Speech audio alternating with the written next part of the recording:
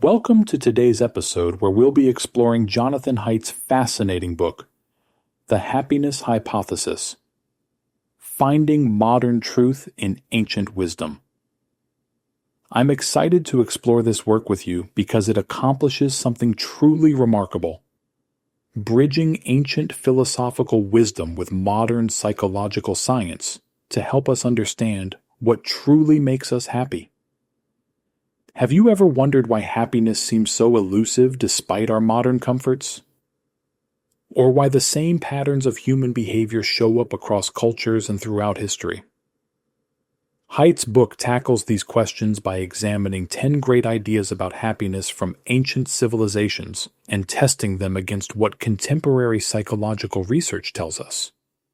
The result is a compelling roadmap for understanding the human condition that will change how you think about happiness, adversity, virtue, and even the nature of meaning itself. So settle in as we explore this intellectual journey that might just transform how you approach your own pursuit of happiness. The divided self. Imagine trying to ride an elephant. You're perched on top, reins in hand, attempting to guide this massive creature where you want to go. Sometimes the elephant follows your directions perfectly. Other times, actually, quite often, the elephant has its own ideas. This is the metaphor Haidt introduces to explain what he calls the divided self. In his view, our mind isn't unified but split into two parts that often conflict. The writer represents our conscious, rational mind, the part that plans, analyzes, and tries to exert control. The elephant represents our emotional, intuitive side, the automatic processes that generate our desires, fears, and gut reactions. Sound familiar? It's that feeling when you know you shouldn't eat that extra slice of cake, but somehow you find yourself reaching for it anyway. Or when you promise yourself you'll start that assignment early, but end up binge-watching Netflix instead. The writer, your rational mind, had good intentions, but the elephant, your emotional mind, overpowered it. What makes this metaphor so powerful is that it explains why willpower often fails us. The writer may seem to be in charge, but it's actually the elephant that provides the power.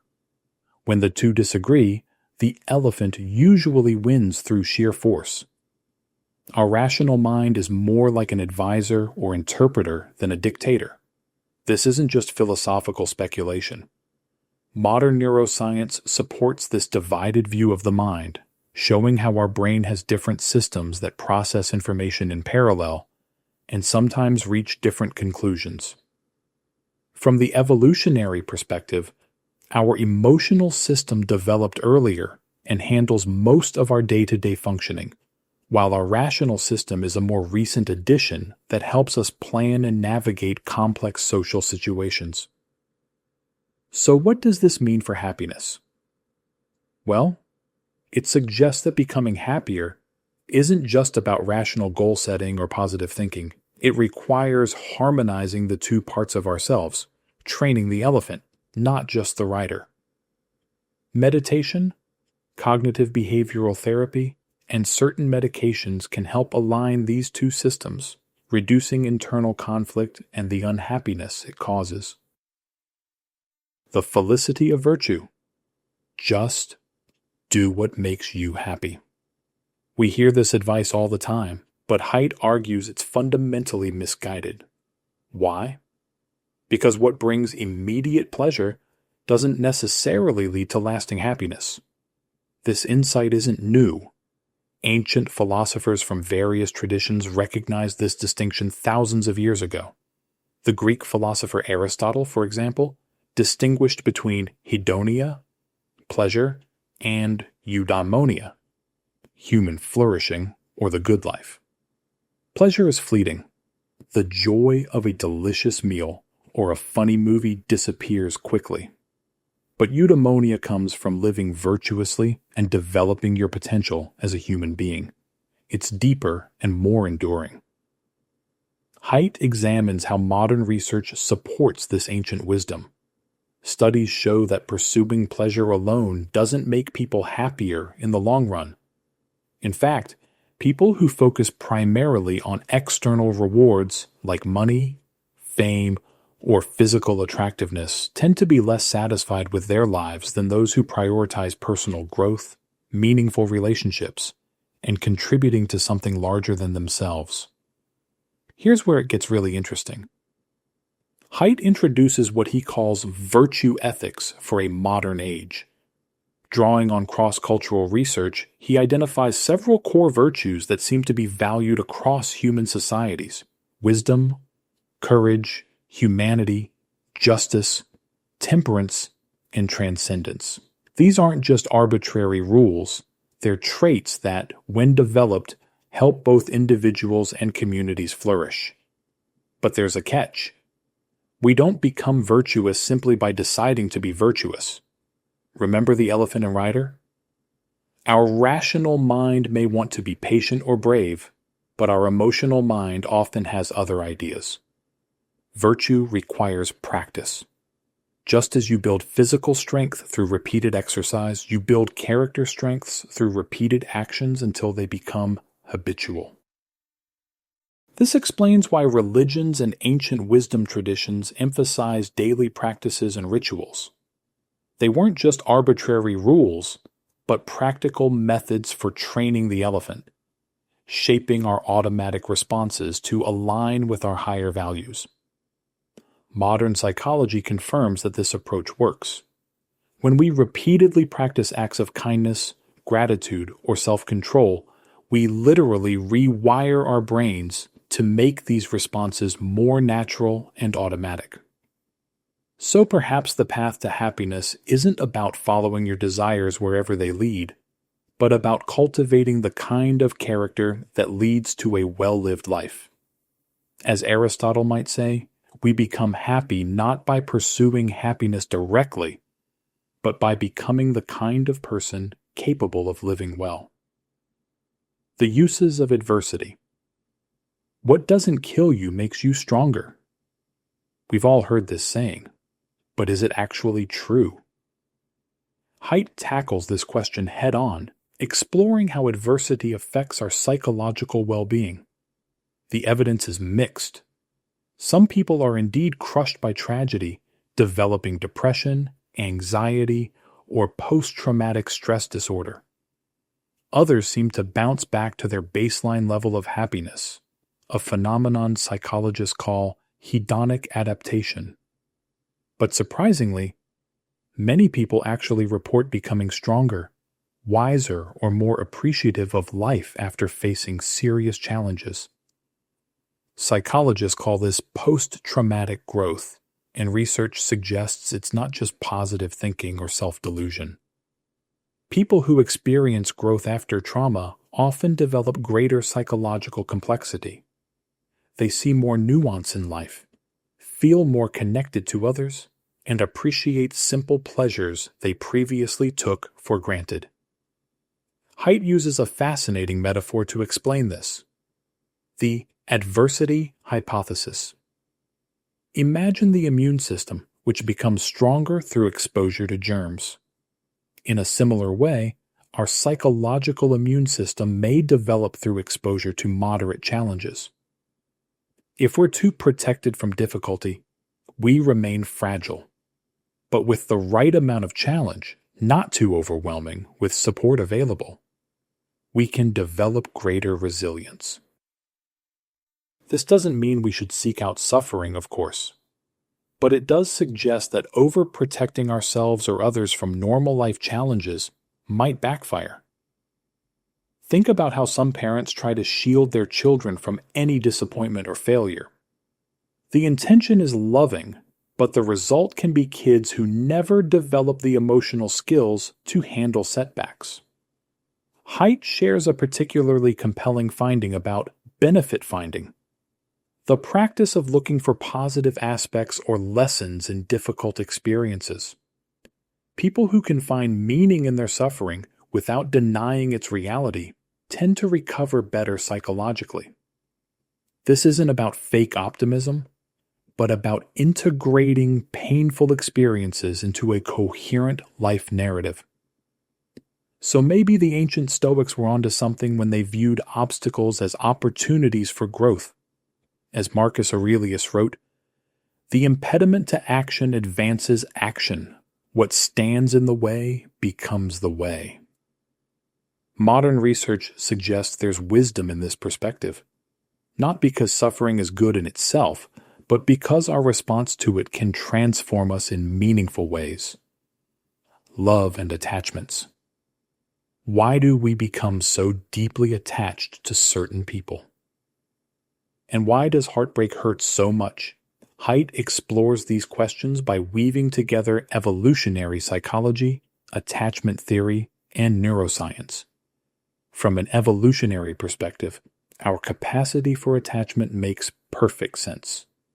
Humans are born extremely vulnerable and develop slowly compared to other species. Without strong bonds between parents and children, we wouldn't survive. Similarly, adults who formed lasting partnerships had advantages in raising offspring. Over millions of years, we evolved brain systems specifically designed to create and maintain close bonds. Attachment theory, pioneered by John Bowlby and Mary Ainsworth, describes how these bonding patterns develop in early childhood and then influence our relationships throughout life. Children who receive consistent, responsive care typically develop secure attachment. They feel safe exploring the world because they trust their caregiver will be available when needed. This early pattern often becomes a template for later relationships. But here's where it gets fascinating. The same neurological systems that bond infants to caregivers also drive adult romantic love. Brain imaging studies show that when people look at photos of someone they're deeply in love with, regions rich in oxytocin and dopamine light up, the same regions involved in mother-infant bonding and addiction. No wonder love can feel so overwhelming.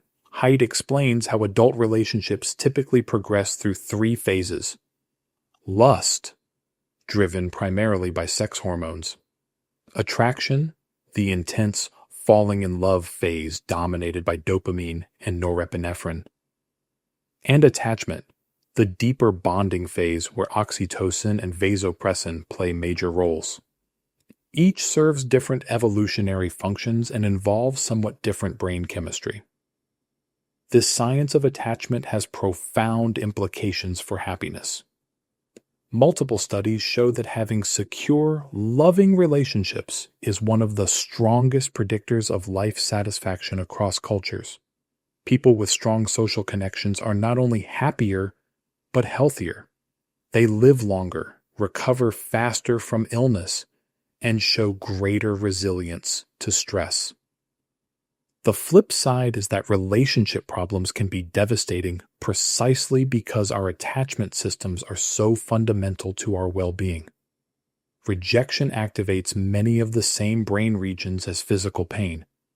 When we lose someone we're attached to, through breakup, death, or abandonment, it's not just emotionally painful, but physically stressful, affecting our immune system, sleep, and overall health. So what's the takeaway? Haidt suggests that understanding these attachment mechanisms can help us make better relationship choices and develop healthier patterns. Knowing that our brains are wired for connection can also validate the importance we place on relationships. In a culture that often celebrates independence above all else, the science confirms what many wisdom traditions have taught. We are fundamentally social creatures, and our connections to others are not just pleasant extras, but essential ingredients for a well-lived life. The happiness formula. If I asked you right now, what would make you happier? You'd probably have an answer ready. Maybe it's a promotion, a new relationship, losing weight, or moving to a different city. But according to Haidt, we're surprisingly bad at predicting what will actually increase our long-term happiness. Drawing on research by psychologists like Daniel Kahneman, Martin Seligman, and Sonia Lyubomirsky, Haidt presents what he calls the happiness formula. H equals S plus C plus V. Let's break this down. S represents your biological set point. Twin studies suggest that about 50% of your happiness level is genetically determined. Some people are naturally more prone to positive emotions, while others tend toward negativity or anxiety. This doesn't mean your happiness is completely predetermined. It's more like having a thermostat set to a particular range. C stands for your life conditions. These include factors like health, relationship status, job, income, and where you live. While these certainly matter, their impact on happiness is smaller than most people assume, roughly 10 to 20% according to various studies. V refers to voluntary activities, the things you choose to do and the way you think about your life. This accounts for about 30 to 40% of happiness differences and represents your greatest opportunity for increasing well-being. What's surprising about this formula is how little our external circumstances contribute compared to our genes and our activities. This explains why lottery winners typically return to their baseline happiness within months, and why people in vastly different life circumstances often report similar levels of satisfaction. The implications are profound. We tend to put enormous effort into changing our conditions, C, striving for better jobs, bigger houses, perfect bodies, while neglecting the voluntary activities, V, that might have a greater impact on our happiness. It's like focusing all our energy on changing the 10 to 20% while ignoring the 30 to 40% we could more easily influence. So what voluntary activities actually increase happiness? Haidt highlights several research-backed approaches. 1. Practicing gratitude. Regularly counting your blessings makes a measurable difference in satisfaction levels. 2. Building and maintaining close relationships. Quality connections with others consistently emerge as a top factor in well-being. 3. Engaging in flow activities. These are challenges that fully absorb your attention and use your skills, as described by psychologist Mihaly Csikszentmihalyi. 4. Finding meaning through contribution. People who connect to something larger than themselves, whether through religion, community service, or meaningful work, tend to be happier. 5. Physical activity.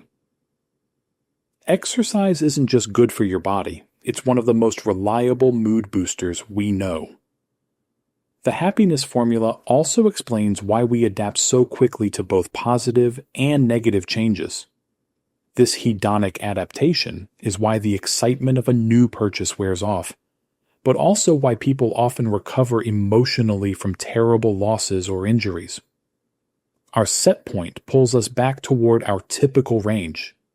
However, and this is crucial, we're not completely at the mercy of our genes or adaptation processes. By understanding these mechanisms, we can work more effectively with them. For instance, knowing that we adapt to material possessions but benefit more lastingly from experiences might change how we spend our money.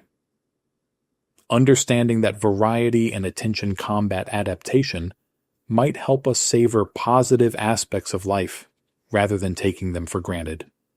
The happiness formula doesn't promise eternal bliss. Natural fluctuations in mood are part of being human. But it does offer a map for directing our efforts where they're most likely to make a difference.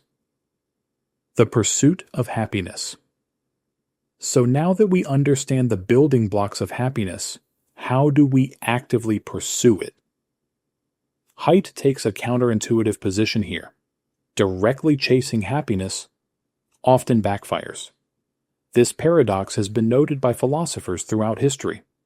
John Stuart Mill observed, "Those only are happy who have their minds fixed on some object other than their own happiness, on the happiness of others, on the improvement of mankind, even on some art or pursuit, followed not as a means, but as itself an ideal end. Aiming thus at something else, they find happiness by the way. Modern psychological research supports this view.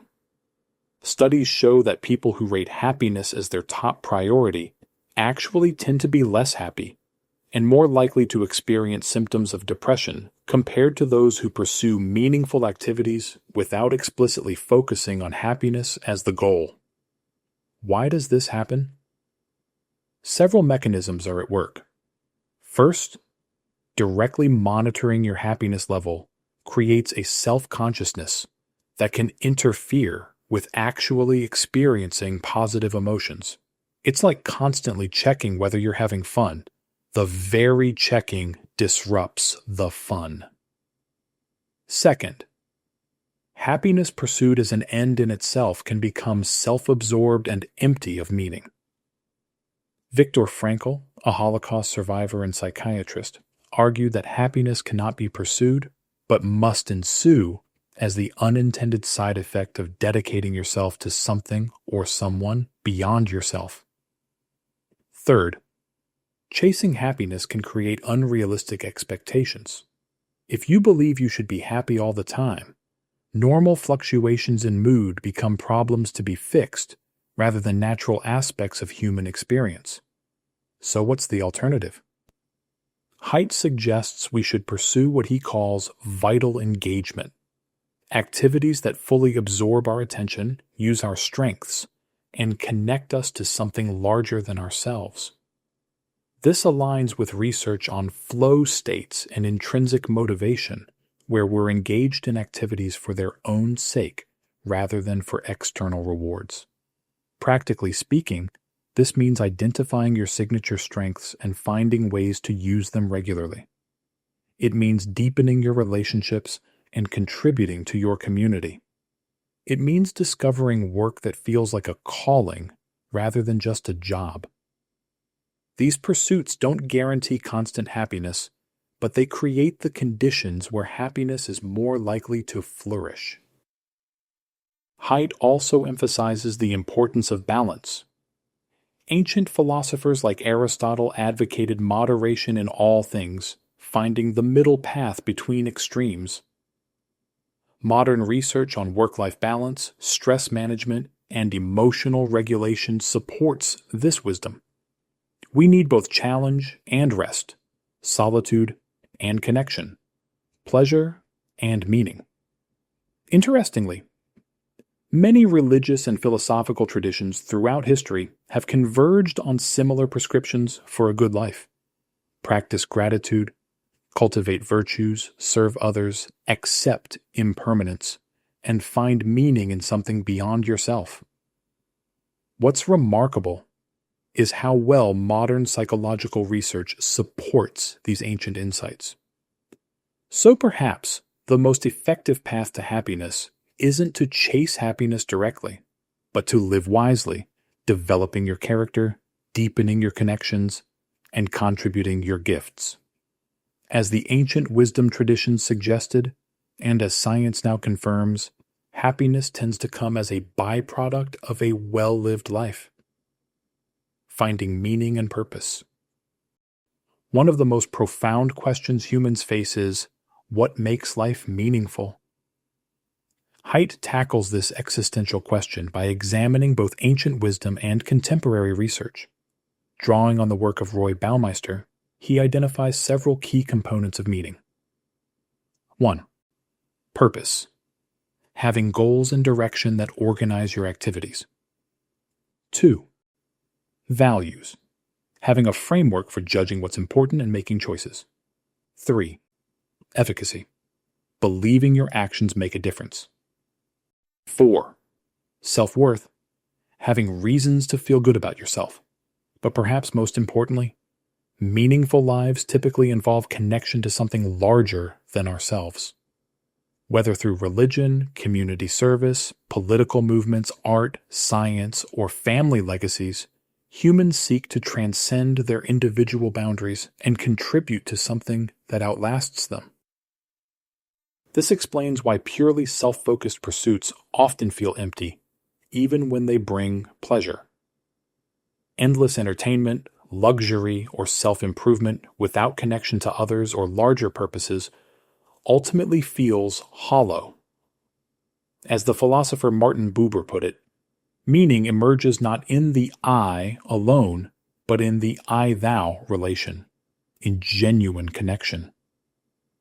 Haidt explores how different cultures and traditions have approached meaning-making.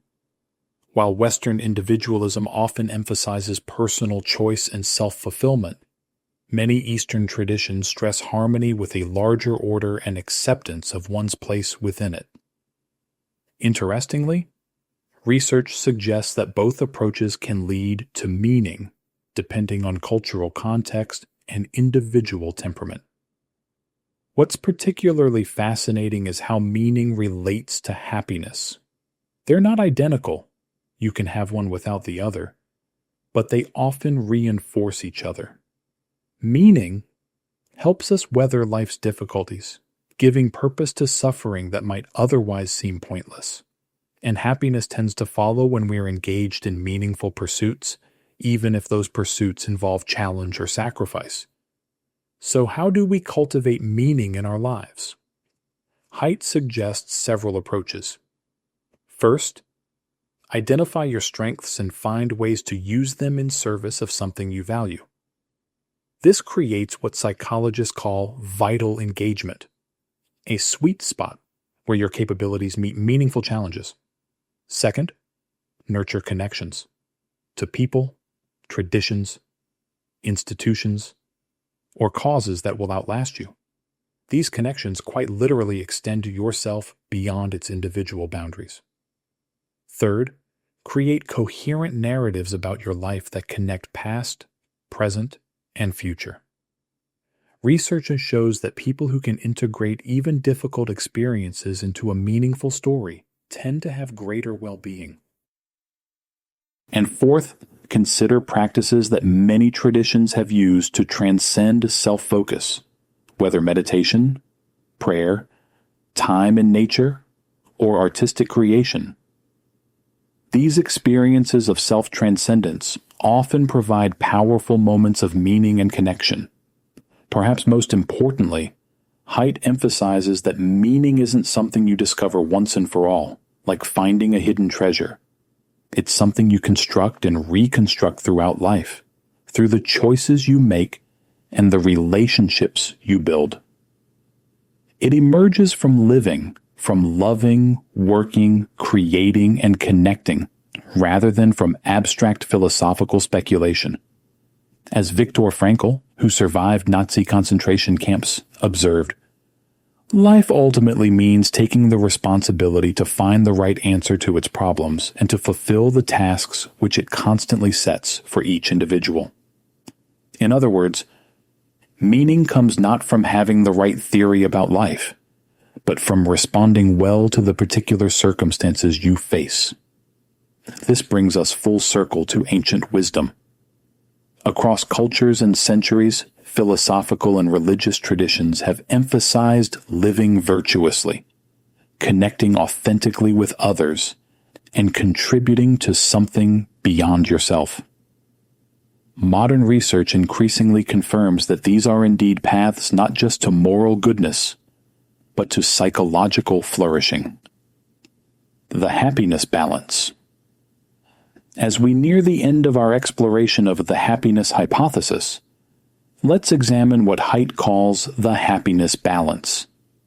The idea that well-being emerges from finding the right proportions and relationships among different elements of life.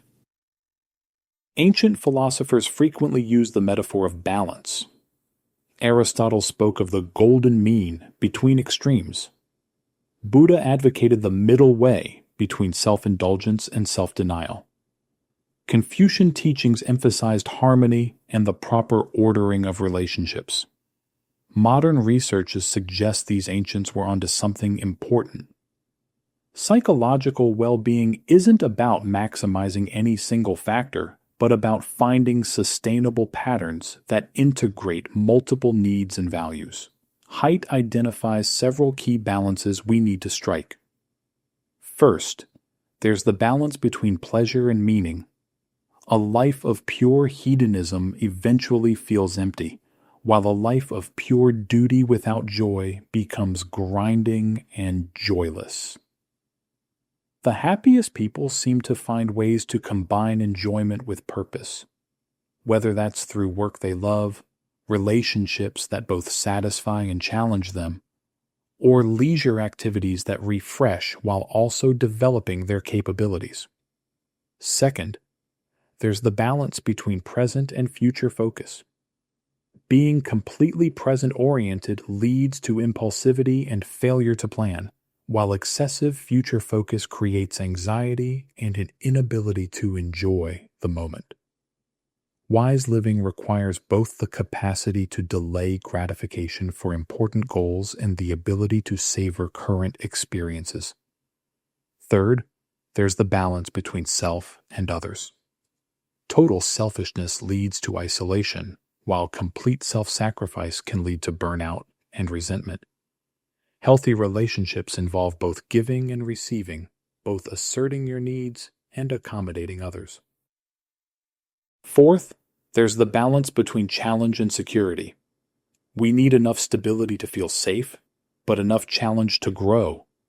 Too much comfort leads to stagnation, while too much difficulty overwhelms our coping capacities. The concept of flow, optimal experience that occurs when our skills match our challenges, captures this balance perfectly. And finally, there's perhaps the most profound balance of all, between control and acceptance. We need to exert agency where we can while accepting what cannot be changed.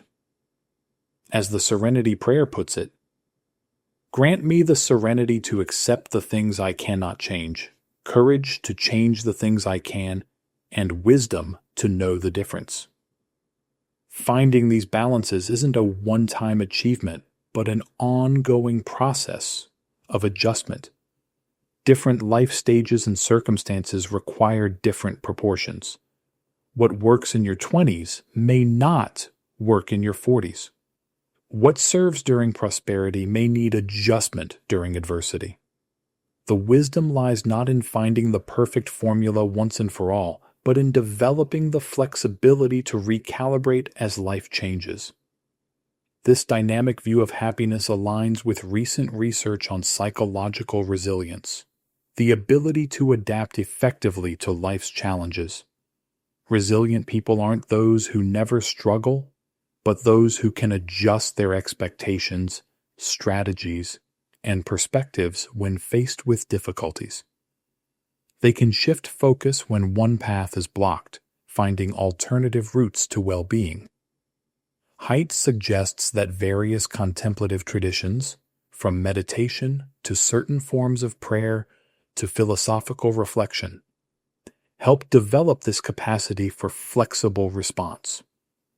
By creating space between stimulus and response, these practices allow us to choose more wisely rather than reacting automatically.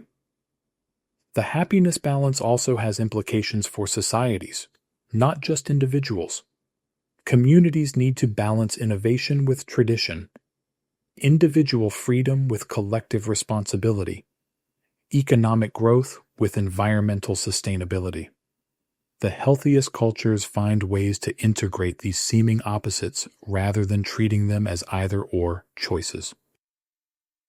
So perhaps wisdom consists not in finding the single key to happiness, but in cultivating the multiple capacities that allow us to navigate life's complexities with skill and grace. As Haidt puts it, the wise person is like a sailor who knows how to adjust the sails to catch what winds are blowing, rather than wishing for different winds. Conclusion: as we come to the end of our journey through the happiness hypothesis, I'm struck by how Haidt accomplishes something remarkable. He shows that many roads lead to the same destination. Across different times and places, wisdom traditions have converged on surprisingly similar insights about what makes for a good human life.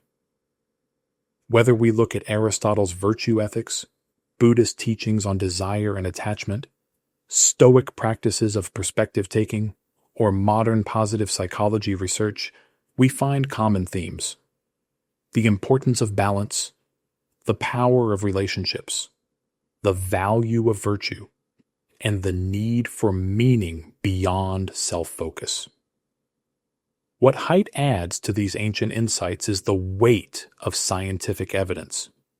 He doesn't just tell us what ancient philosophers claimed about happiness. He shows us how contemporary research either supports or refines these claims. This marriage of ancient wisdom and modern science gives us more confidence in the path forward. So, what are the key takeaways? If I were to distill this rich book into a few central messages, they might be: 1. Our minds are divided between rational and emotional processes, the rider and elephant metaphor. Happiness requires aligning these parts rather than having them work against each other. 2. Our baseline happiness level is partly determined by genetics, but we have significant room to influence our well-being through our choices and practices. 3. External circumstances matter less than we think for lasting happiness, while our internal responses to those circumstances matter more. 4. Relationships are fundamental to well-being across cultures and throughout the lifespan. We are inherently social creatures. 5. Adversity can lead to growth when approached with the right resources and mindset. The good life isn't one free from challenges, but one where challenges become opportunities for development. 6. Virtue and happiness are interconnected.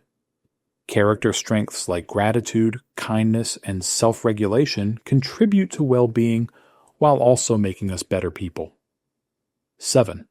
Meaning comes from connection to something larger than ourselves, whether through relationships, community, causes, traditions, or spiritual practices. 8. Balance is essential between pleasure and purpose, present and future focus, self-care and caring for others, and many other dimensions. Perhaps most importantly, Haidt reminds us that happiness isn't something we find by focusing directly on it, but something that emerges when we live wisely and well. It's not a single destination, but a way of traveling. As you reflect on these ideas, I'd encourage you to consider: which ancient wisdom resonates most with you? What modern research findings surprise you? And most importantly, what specific practices might help you move toward greater well-being in your own life? After all, the true value of books like The Happiness Hypothesis lies not just in understanding happiness intellectually, but in living differently because of what we've learned. As Haidt would surely agree, the ultimate test of wisdom, ancient or modern, is whether it helps us flourish. Thank you for joining me on this exploration. Until next time, may you find balance, connection, virtue, and meaning on your own journey toward happiness.